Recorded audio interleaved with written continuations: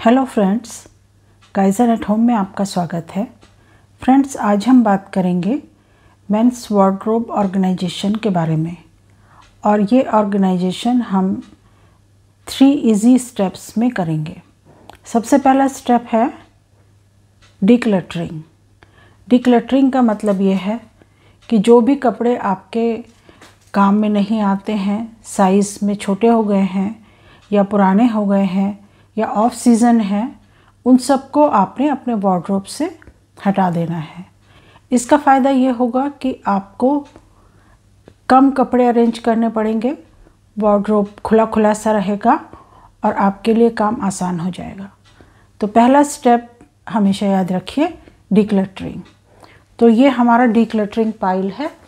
हमने ये सारे कपड़े इस वार्डरोब में से डिक्लटर करके हटा दिए। अब चलते हैं हम अपने नेक्स्ट स्टेप के बारे में। नेक्स्ट स्टेप है कि ग्रुप सिमिलर थिंग्स टुगेदर, यानी कि एक जैसी चीज़ों का आप एक ग्रुप बना लीजिए। जैसे कि यहाँ पे है शर्ट्स एक साथ हैं, ये सारा टी शर्ट्स का पाइल है, वो भी शर्ट्स का पाइल है, और ये इंडियन वेयर यानी कुर्ते पजामे का पाइल है। इस ऑर्गेनाइज़र में इनर वेयर हैं और इसमें सारे टाइज और स्कार्फ्स हैं। तो इस तरीके से आपने एक जैसी चीज़ों का एक ग्रुप बना लेना है और हर चीज़ को अलग अलग सॉर्ट आउट कर लेना है। अगर आप वार्डरोब में शूज़ भी रखते हैं तो उनका भी आपने एक ग्रुप अलग से बना लेना है और एक साथ उन्हें रख लेना है। अब आता है हमारा तीसरा स्टेप, यानी कि थर्ड स्टेप। उसका नाम है give every group a home, यानी जो भी आपने ग्रुप्स बनाए हैं उनको आप एक सेपरेट जगह असाइन कर दीजिए। अब होता क्या है, जब इस स्टेप पर आते हैं तो बहुत बार जगह की कमी हो जाती है, और जगह की कमी को पूरा करने के लिए हम बहुत सारे टूल्स का सहारा लेते हैं, जैसे कि ऑर्गेनाइज़र्स, हैंगर, बास्केट्स, और बहुत बार हम लोग पार्टीशन का यूज़ भी करते हैं, जिससे कि हम हर ग्रुप को एक उसकी जगह असाइन कर सकें। तो यहाँ पे जैसे हमने हैंगर्स का यूज़ किया है, सारे ट्राउज़र्स को हमने एक साथ रखा और उसके बाद हैंगर्स की सहायता से उनको यहाँ पे लगा दिया है। इन टूल्स का इस्तेमाल करने से स्पेस बढ़ जाता है हमारे पास और हमारी चीज़ें आसानी से ऑर्गेनाइज हो जाती हैं। अब जैसा कि ये वाला वार्डरोब था, इसमें भी स्पेस की कमी थी, तो हमने इसमें पार्टीशन का सहारा लिया। हमने ये 2 पार्टीशन यहाँ पे लगाए हैं।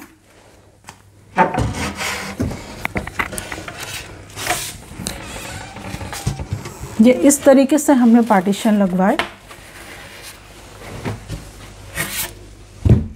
इन पार्टीशन के लगने से ये स्पेस काफ़ी ज़्यादा बढ़ गया है। और ये जो नीचे वाला शेल्फ था, इसमें भी पहले ये पार्टीशन नहीं था, ये हमने कारपेंटर से लगवाया है। तो ऐसे पार्टीशन लगाने से हमारे पास स्पेस की बढ़ोतरी हो जाती है। फिर इस तरीके के ऑर्गेनाइज़र्स यूज़ करने से भी एक छोटी सी जगह में काफ़ी सारे सामान आ जाता है।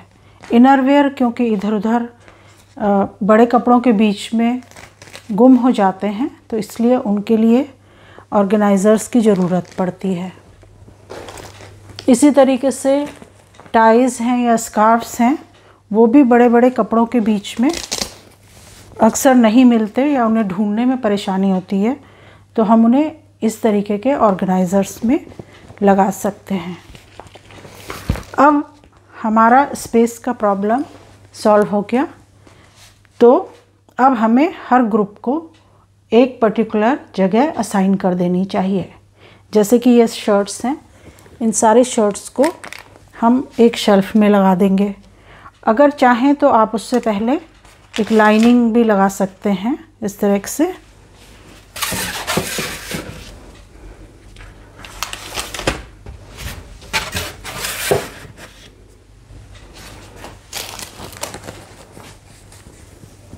और सारी शर्ट्स को हमने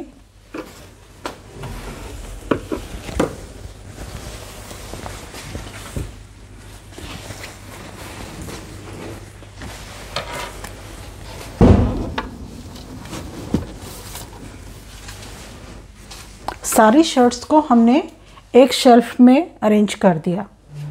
उसके बाद ये भी शर्ट्स की पाइल है, इसको भी हम इसके साथ यहाँ पे अरेंज कर देंगे। टाइज जो हैं वो कभी कभी यूज़ होती हैं, इनको हम सबसे ऊपर रख देंगे।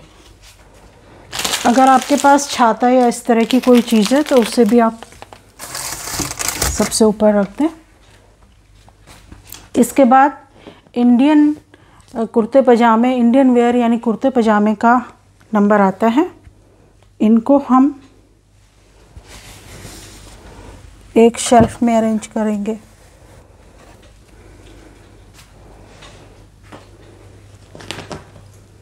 ये सारा इनर वेयर का ऑर्गेनाइज़र है, इसको हम यहाँ पर अरेंज कर देंगे।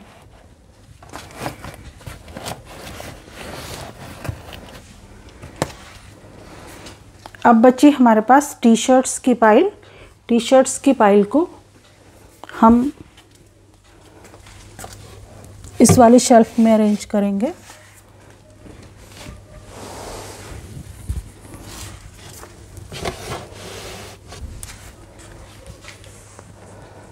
और ये सारे पजामे हैं, लोअर्स हैं, इन सबको हम यहाँ पर अरेंज करेंगे। सबसे नीचे की शेल्फ में बाथरोब्स और टॉवल्स रखे हुए हैं और ट्राउज़र्स सारे के सारे एक शेल्फ में आ गए हैं। तो इस तरीके से हम बहुत आसानी से सिर्फ 3 स्टेप्स में अपने वार्डरोब को ऑर्गेनाइज़ कर सकते हैं। और अपने कपड़ों को सेफ़ रखने के लिए हम नेफ्थलीन बॉल्स या ओडोनिल के जो पैकेट्स होते हैं उनका यूज़ कर सकते हैं। तो फ्रेंड्स, आपने देखा कि कितनी आसानी से 3 सिंपल स्टेप्स में हमने अपने वार्डरोब को ऑर्गेनाइज़ किया। अगर आपको आज का ये वीडियो पसंद आया हो तो प्लीज़ लाइक, शेयर, कमेंट और सब्सक्राइब करना ना भूलें। आपसे बहुत जल्दी ही मुलाकात होगी अगले वीडियोज़ में। तब तक के लिए बाय।